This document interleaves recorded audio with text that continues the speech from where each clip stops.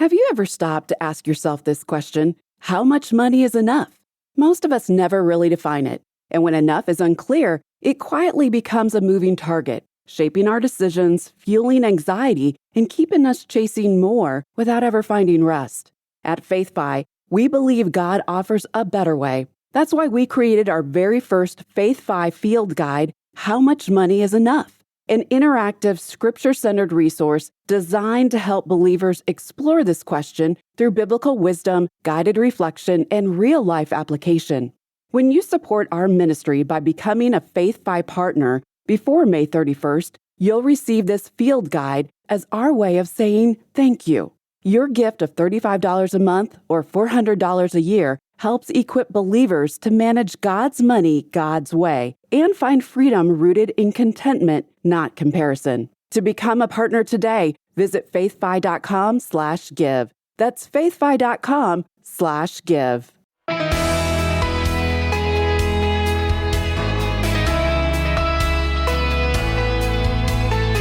What are the biggest financial questions people keep asking? And are we answering them the right way? Hi, I'm Rob West. The questions we wrestle with about money often reveal something deeper, our fears, our hopes, and what we believe about God's provision. Today, Sharon Epps joins us to share the questions financial advisors are hearing most often right now, and how a biblical perspective can help us answer them wisely. And then it's on to your calls at 800-525-7000. That's 800-525-7000. This is Faith and Finance, biblical wisdom for your financial decisions. Well, it's always a pleasure to welcome Sharon Epps back to the program. She's the president of Kingdom Advisors, our parent organization. Sharon, great to have you here. Thank you, Rob. Good to be here. Sharon, you're, of course, closely connected with the members of Kingdom Advisors, and as you talk with them, I'd love to know what you're hearing, what kinds of questions people are asking right now, and what's really weighing on their minds financially. What's really interesting as we keep in touch with advisors across the country, we hear in real time the concerns and the questions from the clients. And over the years, we've noticed a pattern that certain questions come up again and again, no matter what the season of life is for those clients. And one of the things we love is that through FaithFi and Faith and Finance, we can take what we're hearing from advisors and turn it into practical resources that serve our listeners. Yeah. And that's where the idea for our new field guides came from. We want to help people work through those questions with both financial clarity and, most importantly, biblical wisdom. Yeah, that's exactly right. And we'll share more about those field guides in just a moment. But first, I want to dig a bit deeper on what you're hearing. Sharon, what are some of the questions that seem to come up again and again? There are three that almost always rise to the top. First, people ask, how much is enough? The second question is, how do I prepare the next steward? And the third is, how do I give intentionally? And each of these questions reflect not just financial concerns, but deeper heart issues as well. There's no doubt. Let's start with that first question. How much is enough? When people ask that, what do you think they're really getting at?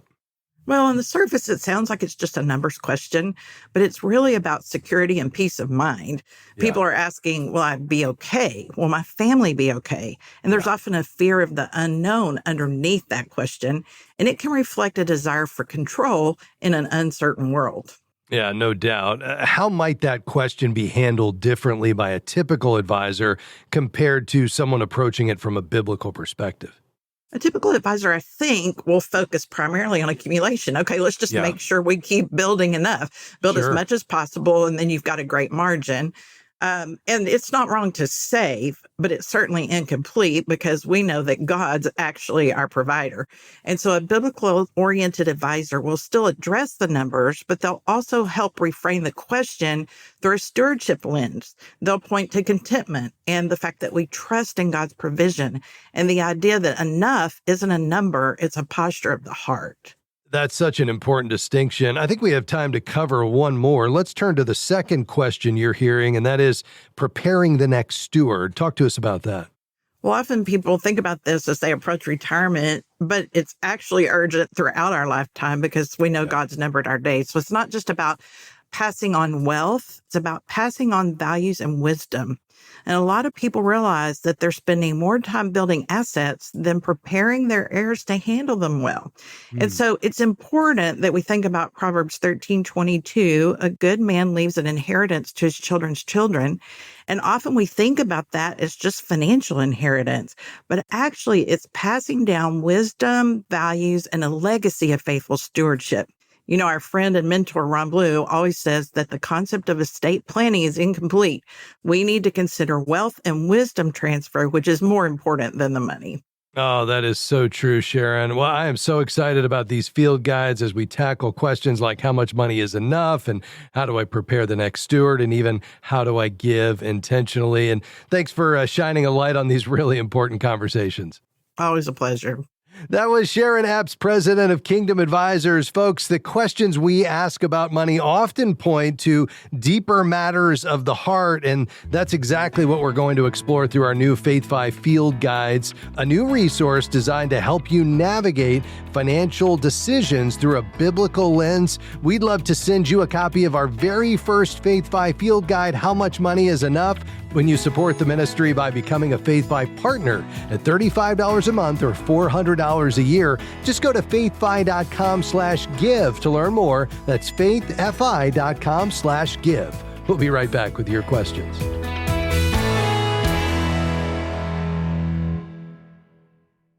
Are you a financial professional looking to grow your practice while offering advice that aligns with your Christian values? By becoming a certified Kingdom Advisor, you'll gain the biblical wisdom and professional credibility to serve clients who are seeking faith-based financial guidance. Each year, more than 75,000 people search for a certified Kingdom Advisor. Join our community and share your expertise with clients looking for someone who shares their faith and values. Start your journey today by going to kingdomadvisors.com/get-certified. Faith in Finance is thankful for support from The Good Investor, a book by Robin John. In his book, Robin shares his journey from an immigrant child struggling in school to co-founder and CEO of Eventide Asset Management, a faith-based investment firm. This faith and work memoir seeks to inspire readers to view their work and investments as opportunities to honor God and bring blessing to the world. More information is available at goodinvestor.com. That's goodinvestor.com. Helping you apply God's wisdom to your financial decisions. This is Faith and Finance. Looking forward to hearing from you today. We do have a few lines open, so if you have a financial question today, call right now, 800-525-7000. We're going to begin in Pennsylvania. Ellen, go ahead. Hello, Rob. I'm so thankful to be able to speak with you in person today. I've been a loyal listener since your program started. Oh, wow. Before that, from the Larry Burkett days. That's incredible, Ellen. Thank you for mentioning that. Yes, I've been a student of your education in the finance area, as that's not my forte. Today, my question is this.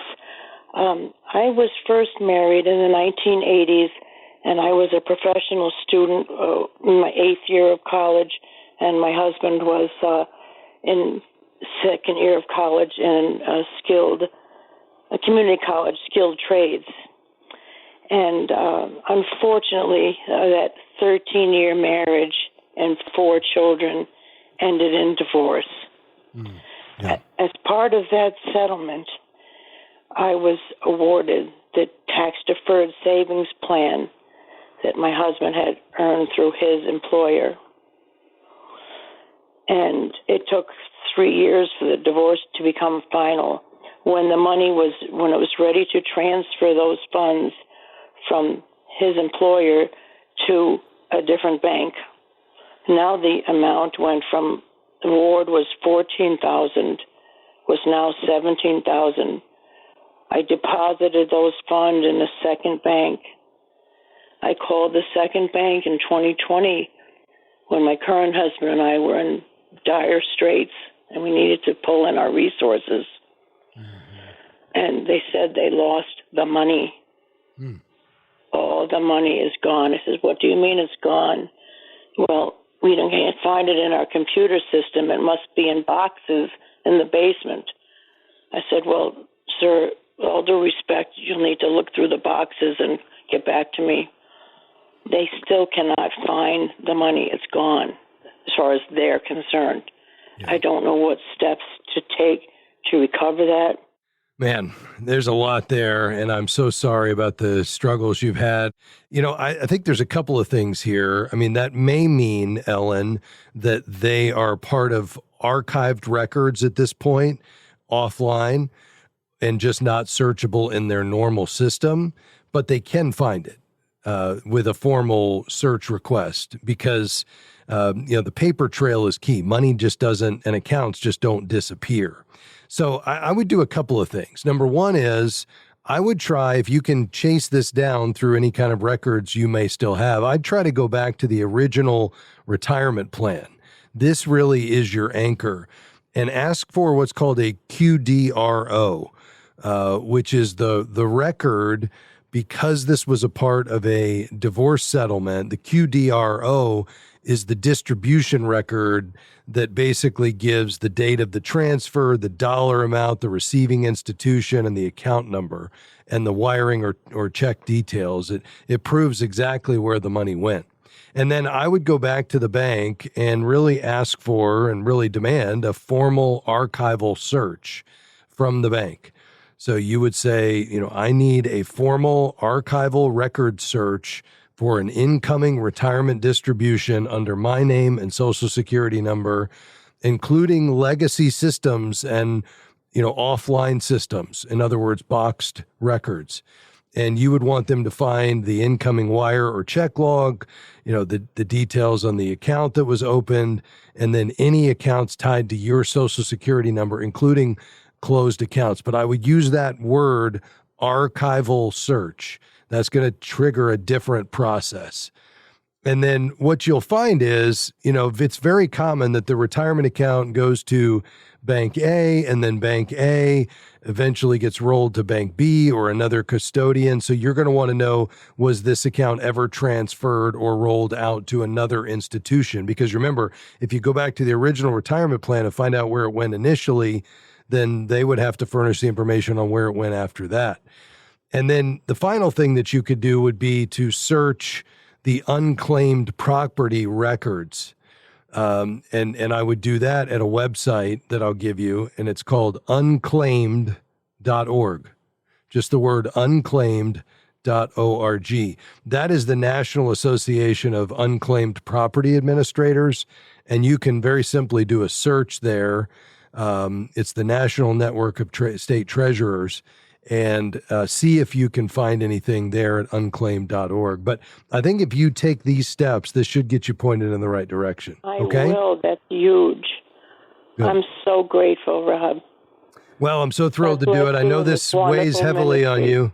Well, thank you. It's a privilege to do each day. And if I can serve you further, give us a call back. God bless you. North Carolina is where we're headed next. David, go ahead, sir. Hey, Rob. Thanks for taking my call. Yes, sir. So I am 56 years old, and I'm a state employee and about to take early retirement. I'll end up with my health care covered and a modest pension of about $1,400, but I'm immediately going back to work in the private sector, making more than I am now, actually. So my question is, do I take that pension money and invest it in another qualified retirement account for when I do retire? I plan to work at least 10 more years. Or do I use that money to pay down debt, which the only debt I have is a 6% mortgage and a 7% home equity line of credit? Okay. How much do you have on the HELOC and how much on the first mortgage?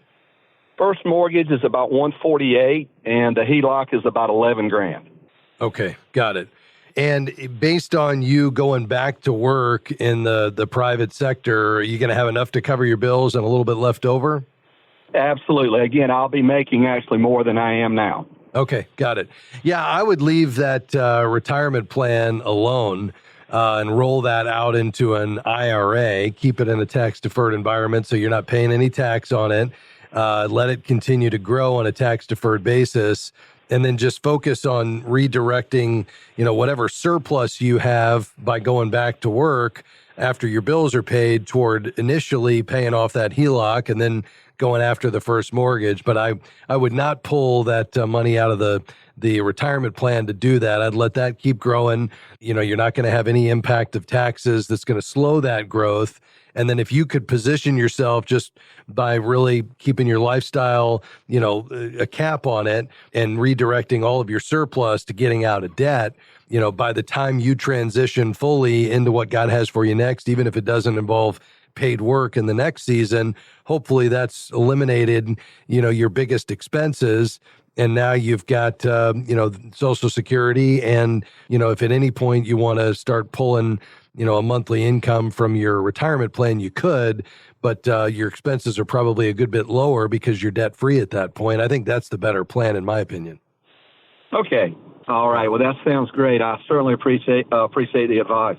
Absolutely. One other thing is once you're 70 and a half, you would be able, and I realize that's a good bit down the road, but if you got to the place where your bills were covered without the IRA, you could, pull that money out as a qualified charitable distribution, do the giving that you were already doing out of after-tax dollars from your IRA and never pay tax on it because it went in tax-free, deferred, and then it comes out tax-free.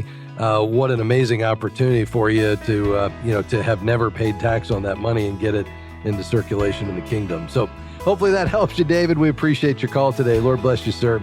A quick break and back with more questions after this.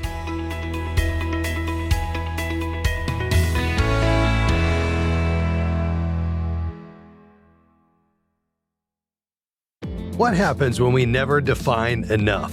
It becomes a moving target, always pushing us toward more. For a limited time, when you become a Faith 5 partner, you'll receive our first ever Faith 5 field guide, How Much Money is Enough? Your gift of $35 a month or $400 a year helps equip believers to manage God's money God's way. Become a Faith 5 partner by May 31st to receive your field guide. Visit faith5.com/give. We are grateful for support from Movement Mortgage, who provides residential home loans and reverse mortgage options in all 50 states. Guided by a mission to love and value people, Movement seeks to help individuals and families make informed financial decisions, from buying a home to planning for retirement. More information is available at faithfi.com/movement. Movement Mortgage LLC supports equal housing opportunity. NMLS number 39179. For licensing information, visit nmlsconsumeraccess.org.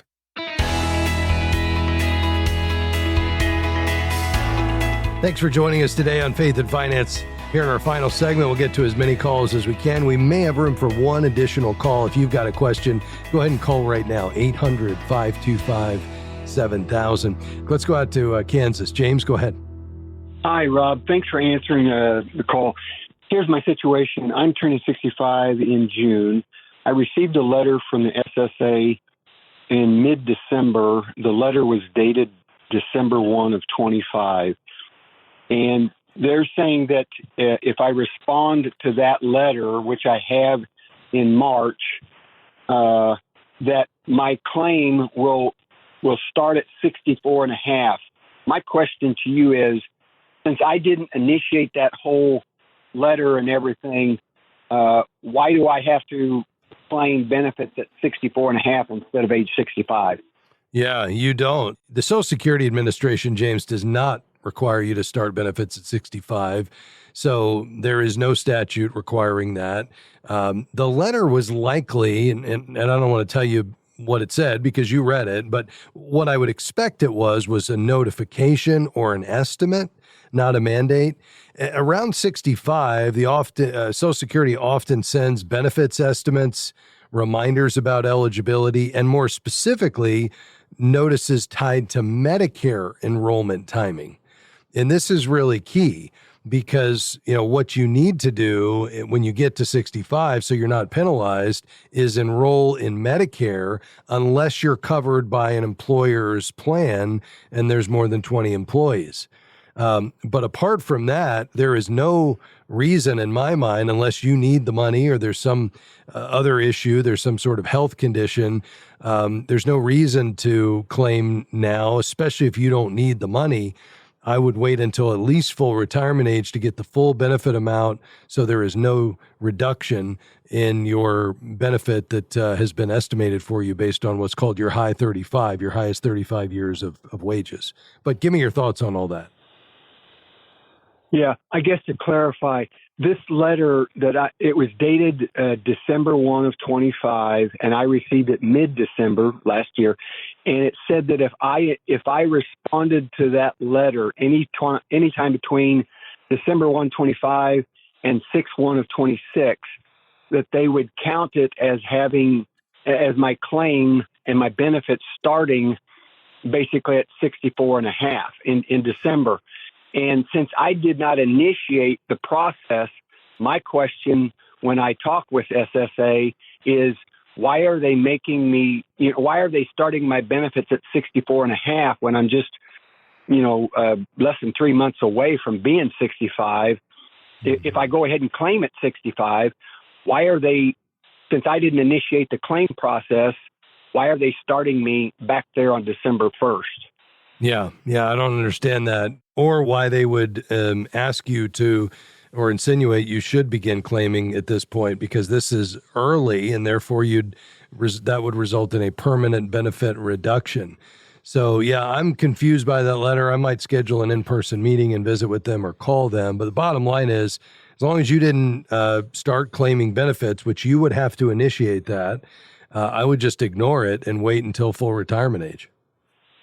Okay. Rob, thank you so much. God bless you for all that you do for all of us that are seeking your wisdom. And as the earlier caller, I've been listening way back to when Larry Burkett was on the radio. So thank you for keeping the tradition going. God bless you. Well, I'm thrilled to do it, James. Thanks for saying that. That's an encouragement. May God bless you as well, sir. To Chattanooga, Ken, go ahead. Hey, I really appreciate listening to you guys. I tell people you're my 4 o'clock finance guys on WMBW here in Chattanooga. And so I think I got all these ideas or thoughts, but my wife just resigned her position in her job she's been at for 30 years and is starting a new role with a new company. And listening to you all this time, I'm thinking, man, we roll that out. We put it into our own little IRA with Schwab. And she throws a question at me and says, if I put it all in that and then my new employer allows me to put money in and they match it and it grows there, will it grow slower having 2 different accounts, or should I put it all in that account and let it all grow together? And instantly I'm thinking mathematically, whatever you're invested in should grow at whatever rate it grows. But if you have a bunch in one and a little in another, it'll both grow at the same percentage, I guess. But what's your thoughts on that? Do you think it should be all put together in one place?